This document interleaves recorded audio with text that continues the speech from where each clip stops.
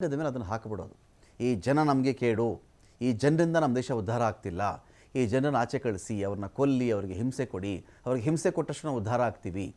ಈ ಥರ ನೀತಿಯನ್ನು ಉಗಾಂಡ ಸಹಿತ ಜರ್ಮನಿ ಸಹಿತ ಅನೇಕರು ಮಾಡಿಬಿಟ್ರು. ಉಗಾಂಡ ಇದೇ ಕಥೆ. ಎಲ್ಲ ಈ ಉಗಾಂಡಾದ ಸಂಪತ್ತು ಉಗಾಂಡಾದ ಜನರಿಗೆ ಸೇರಬೇಕು ಅಂತ ಇದ್ದರು. ಉಗಾಂಡಾದಲ್ಲಿ ನಾವು ಸರ್ವಾಧಿಕಾರಿ ಇದಿ ಅಮೀನ್ ಸ್ಪೆಷಲಾಗಿ ಹೇಳುವಂಥ ಅವಶ್ಯಕತೆ ಇಲ್ಲ. ಬ್ರಿಟಿಷರ ಕಾಲದಲ್ಲಿದ್ದಂಥ ಒಬ್ಬ ಕ್ರೂರಿ ವ್ಯಕ್ತಿಯವನು. ಎಲ್ಲಾದರೂ ಗಲಭೆಗಳಿದ್ವಾ, ಗಲಾಟೆಗಳಿದ್ವಾ, ಇವನನ್ನು ಬಿಡ್ತಾಯಿದ್ರು ಬ್ರಿಟಿಷರು. ಇವನು ಹೋಗಿ ಹೊಡಿತಿದ್ನೋ, ಬಡಿತಿದ್ನೋ, ಸಾಯಿಸ್ತಾ ಇದ್ನೋ, ಅತ್ಯಾಚಾರ ಮಾಡಿಸ್ತಾ ಇದ್ನೋ, ಅವ್ರ ಮನೆಗಳಿಗೆ ಬೆಂಕಿ ಹಚ್ಚಿಸ್ತಾ ಇದ್ನೋ, ಆ ದಂಗೆಯನ್ನು ಕಂಟ್ರೋಲ್ ತಂದುಬಿಡ್ತಾ ಇದ್ದ. ಇದಿ ಅಮೀನ್ ಅಂದುಬಿಟ್ರೆ ಸಾಕು, ಉಗಾಂಡಾದಲ್ಲಿ ಎಂಥವರು ಕೂಡ ಬೆವತು ಹೋಗ್ತಾಯಿದ್ರು. ಆ ಮಟ್ಟದ ಭಯ ಕ್ರಿಯೇಟ್ ಮಾಡಿಬಿಟ್ಟಿದ್ದ. ಒಂದಲ್ಲ ಒಂದು ಕಾಲಕ್ಕೆ ಇದೇ ಉಗಾಂಡದಿಂದ ಬ್ರಿಟಿಷರು ಕೂಡ ಕಾಲು ಕೀಳೋ ಸಮಯ ಬಂತು.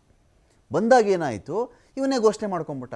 ಇವನ ಕಡೆಯವ್ರನ್ನ, ಇವನ ಸಮುದಾಯದವ್ರನ್ನ, ಇವನ ಜನಾಂಗದವರೆಲ್ಲ ಇಟ್ಕೊಂಡು ಇಡೀ ಉಗಾಂಡ ನಮ್ಮದೇ ಅಂದ ಒಂದಿನ ಸರ್ವಾಧಿಕಾರಿ. ಇದೇ ಉಗಾಂಡಾದಲ್ಲಿ ಭಾರತೀಯರು ಕಾಲಾನಂತರದಿಂದನೂ ಕೂಡ, ಅಂದರೆ ಸಾಕಷ್ಟು ಕಾಲದಿಂದನೂ ಕೂಡ ಅಲ್ಲಿ ವ್ಯಾಪಾರ ಮಾಡ್ಕೊಂಡಿದ್ದರು. ನಮ್ಮ ಗುಜರಾತ್ನವರೇ ಜಾಸ್ತಿ ಇದರಲ್ಲಿ. ಗುಜರಾತ್ನವರು, ರಾಜಸ್ಥಾನದವರು ಅತ್ಯಂತ ಹೆಚ್ಚಿನ ಸಂಖ್ಯೆಯಲ್ಲಿದ್ದರು. ವ್ಯಾಪಾರ ಮಾಡಿಕೊಂಡು ಆ ಜನಗಳೊಂದಿಗೆ ಒಳ್ಳೆ ಬಾಂಧವ್ಯ ಇಟ್ಕೊಂಡು ತುಂಬ ಅದ್ಭುತವಾಗಿಯೇ ಇದ್ದರು. ಎದ್ದ ಇವನು ಇದಿ ಅಮೀನ್, ಎಲ್ಲರೂ ಇನ್ಮೇಲೆ ಉಗಾಂಡಾಗೆ ಸೇರ್ಬೇಕು, ಈ ಸಂಪತ್ತೆಲ್ಲ ನಮ್ಮ ಸಂಪತ್ತನ್ನು ಭಾರತೀಯರು ತಿಂತಾ ಇದ್ದಾರೆ, ಇವರೆಲ್ಲ ತಿಂದು ತೆಗ್ತಾ ಇದ್ದಾರೆ, ಉಗಾಂಡಾ ಫಸ್ಟ್, ಉಗಾಂಡನ್ ಫಸ್ಟ್ ಶುರು ಮಾಡ್ದ. ಉಗಾಂಡದ ಪ್ರಜೆಯೇ ಪ್ರಥಮ, ಉಗಾಂಡಾದ ಜನಗಳೇ ಪ್ರಥಮ, ಉಗಾಂಡವೇ ಪ್ರಥಮ ಅಂತ ಶುರು ಮಾಡಿಕೊಂಡ ಇದಿ ಅಮೀನು. ಶುರು ಮಾಡ್ಕೊಂಡು ಏನಾಯಿತು, ನಮ್ಮ ಭಾರತೀಯರು ನೋಡಿ ಅವತ್ತಿಗೆ ಯಾವ ಥರ ಉಗಾಂಡದಿಂದ ಎಕ್ಸಿಟ್ ಆದರು ಅಂತ ಹೇಳಿದ್ರೆ ನಿಮಗೆ ಗೊತ್ತಿರಲಿ. ಅದು ಇತಿಹಾಸದ ಪುಟಗಳಲ್ಲಿದೆ. ಇದು ಅಲ್ಲಿಂದ ಏನು ಮಾಡ್ತಾರೆ ಇವರೆಲ್ಲ ಪಾಪ ಚೆನ್ನಾಗಿದ್ದರು. ಅಲ್ಲಿನ ಜನಗಳಿಗೆ ವೈದ್ಯಕೀಯ ಸೇವೆ ಕೊಡ್ತಾಯಿದ್ರು, ಮಸಾಲ ಪದಾರ್ಥ ಮಾರ್ತಾಯಿದ್ರು, ಇವರು ಬಟ್ಟೆ ಬರೆ ಮಾರ್ತಾಯಿದ್ರು, ಅನೇಕ ಆಹಾರ ಪದಾರ್ಥಗಳು ಮಾರ್ತಾಯಿದ್ರು. ಇಂಥ ಚೆನ್ನಾಗಿದ್ದಂಥ ಜನ ಏನು ಮಾಡಿಬಿಟ್ರು, ಒಂದಿನ ಅಲ್ಲಿ ಅವ್ರ ಕಾರು ಎಲ್ಲ ಇತ್ತು.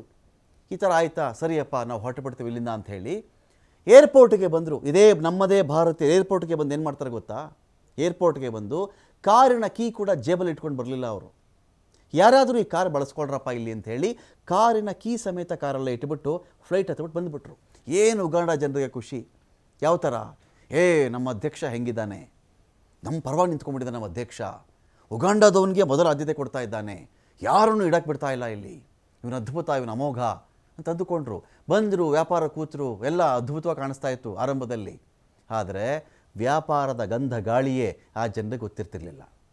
ಲಾಭ ಹೇಗೆ, ನಷ್ಟ ಹೇಗೆ, ಯಾವ ವಸ್ತು ಎಲ್ಲಿಂದ ತರಿಸ್ಬೇಕು, ಒಂದು ಟೈಲರಿಂಗ್ ಹೇಗೆ, ಒಂದು ಬಟ್ಟೆ ಹೇಗೆ, ಐಡಿಯಾನೇ ಇಲ್ಲ. ಕೆಲವು ತಿಂಗಳುಗಳಲ್ಲಿ ಉಗಾಂಡ ಜನರಿಗೆ ಅರ್ಥ ಆಗಿಬಿಡುತ್ತೆ, ಇದಿ ಅಮೀನ್ ಎಂಥ ಶತಮೂರ್ಖ ಇದ್ದ ಅವನು. ಒಂದು ದೇಶ ಅಂದರೆ ಹಾಗೆ. ಅನೇಕ ಕಡೆಯಿಂದ ಅನೇಕ ತಜ್ಞರು ಬರ್ತಾರೆ ರೀ. ಒಬ್ಬ ವ್ಯಾಪಾರಿ ಬರ್ತಾನೆ, ಒಬ್ಬ ಇಂಜಿನಿಯರ್ ಬರ್ತಾರೆ, ಒಬ್ಬ ಡಾಕ್ಟರ್ ಬರ್ತಾನೆ. ಇವರೆಲ್ಲರಿಂದ ದೇಶಗಳಾಗಿರ್ತವಲ್ವಾ. ಸೊ ಎಲ್ಲ ಆಯಿತು, ವ್ಯಾಪಾರ ಕೂತ್ಕೊಂಡ್ರು. ಇವರು ವ್ಯಾಪಾರ ಮಾಡೋಕ್ಕೆ ಬರಲ್ಲ, ಇದ್ದು ಸರ್ಕಾರ ಖಾಲಿ ಆಯಿತು, ಫಿನಿಶ್, ಎಂಟೈರ್ ಉಗಾಂಡ ಫಿನಿಶ್.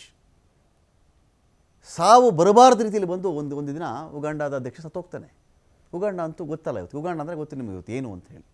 ಅಂದರೆ ಈ ದೇಶ, ಈ ರಾಷ್ಟ್ರೀಯತೆ, ರಾಷ್ಟ್ರವಾದ ಇದೆಯಲ್ಲ, ಅದಕ್ಕೆ ಒಂದು ಎಲ್ಲೇ ಇರಬೇಕು. ಅದು ಮೀರಿಬಿಟ್ಟಾಗ ರಾಷ್ಟ್ರೀಯತೆ ಅಂದರೆ ಇನ್ನೊಬ್ಬನ ದ್ವೇಷ ಮಾಡೋದಲ್ಲ, ನೆವರ್.